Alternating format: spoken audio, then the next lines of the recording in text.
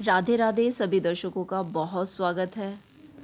कर्म भाव की चर्चा में आज हम गुरु ग्रह के बारे में बात करते हैं कि जो गुरु ग्रह होते हैं वो हमारी बुद्धि का, विवेक का, जैसे कि सेकंड हाउस के भी जो गुरु होते हैं वो कारक होते हैं, फिफ्थ हाउस के भी कारक होते हैं और दसम भाव के भी कारक हैं और 11वें भाव के भी कारक हैं। तो ये आप समझ लीजिए कि जो गुरु अगर अच्छा है तो आपको धन इकट्ठा भी होगा, आपके पास शिक्षा भी बहुत अच्छी होगी, बुद्धि भी बहुत अच्छी होगी, जिसका आप सही प्रयोग कर कर अपने लाभ और अपनी ख्याति यानी सामाजिक प्रतिष्ठा, यानी दसम भाव से सामाजिक प्रतिष्ठा और 11वें भाव से, क्योंकि अगर गुरु जो होते हैं हमारे 11वें भाव के भी कारक होते हैं तो लाभ के भी कारक हैं। तो गुरु ग्रह बहुत ही शुभता लिए हुए ग्रह कहलाते हैं कि इनकी दृष्टि जो होती है अमृत दृष्टि होती है। किसी भी स्थान पर बैठें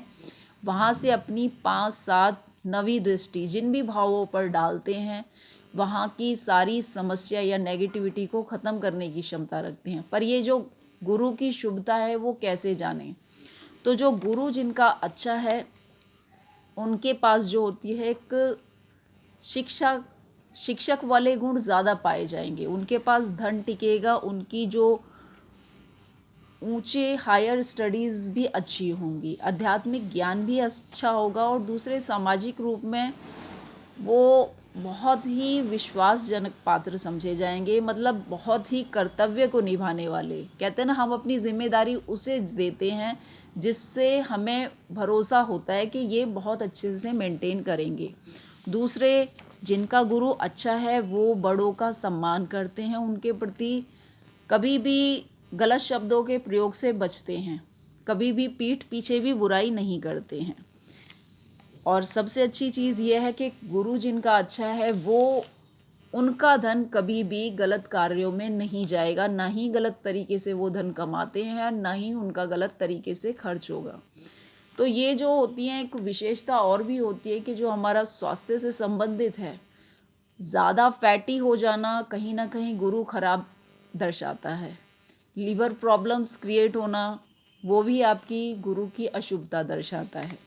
नेगेटिव गुरु वाले जो होते हैं बेसिकली क्या होगा, वो ईश्वर को तब याद करते हैं जब परेशानी में होते हैं, अन्यथा वो कभी भी ईश्वर को शुक्रिया अदा नहीं करते, मतलब आस्थावान नहीं होते।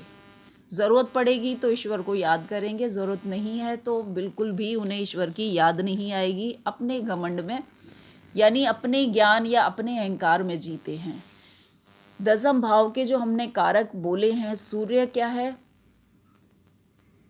स्वाभिमान के साथ सम्मान के साथ जीना, मंगल साहस है, बुध क्या है, बुद्धि और सही से आप चीज़ों को मेंटेन कर सके। गुरु विवेक है कि हम अपने बुद्धि से सही और गलत का निर्णय कर सकें अच्छी समझ से। और शनि जो है हमारे कर्म, क्योंकि 10th हाउस और 11th हाउस दोनों शनि के अधीन हैं। शनि हमारा काल है, काल यानी समय, समय का सही प्रयोग करने वाले जीवन में कभी नहीं पछताते, समय का सही प्रयोग करने वालों को लाभ की प्राप्ति होती है। शनि कुछ चीज़ों में डिलेज ज़रूर दिखाते हैं लेकिन आपको बहुत बेहतरीन रिजल्ट देते हैं। और शनि सदैव ही गुरु का सम्मान करते हैं। जिनका भी गुरु बहुत अच्छा है वो बहुत नेचुरल हीलर होते हैं कि सिर्फ उनके वाणी ही सामने वाले का कल्याण करने में समर्थवान है। वो किसी को कोई रतन नहीं देंगे, कोई मंत्र नहीं देंगे, केवल उन्हें सुन लेने से ही सामने वाले का कार्य बनना आरंभ हो जाएगा। तो गुरु जो होते हैं 16 वर्ष के लिए उनकी महादशा आती है जिसमें वो आपको पुत्र सुख, धन सुख, लाभ, शिक्षा सभी प्रदान करते हैं। सारे सुख और वैभव का कारक हमारे गुरु कहलाते हैं। अब बहुत सारी जगह हम बड़ों का सम्मान नहीं करते तो वो जो स्थिति है वो हमारे गुरु को खराब करती है। धर्म के प्रति आस्था नहीं रखते। अपने धर्म की आस्था रखना एक अलग चीज़ है, दूसरे धर्मों का भी सम्मान करना चाहिए कि जस्टिफाई क्या है, सही और गलत का भेद क्या है, कि हम दूसरे का सम्मान कर सकें। तो गुरु हमें यही सिखाते हैं। गुरु ज्ञान के साथ साथ विवेक बुद्धि देते हैं, सबको सही मार्ग से सही निर्देश देकर सबका कल्याण। इतना मतलब कहते हैं ना, बड़ों का आशीर्वाद भी वरदान के समान ही होता है।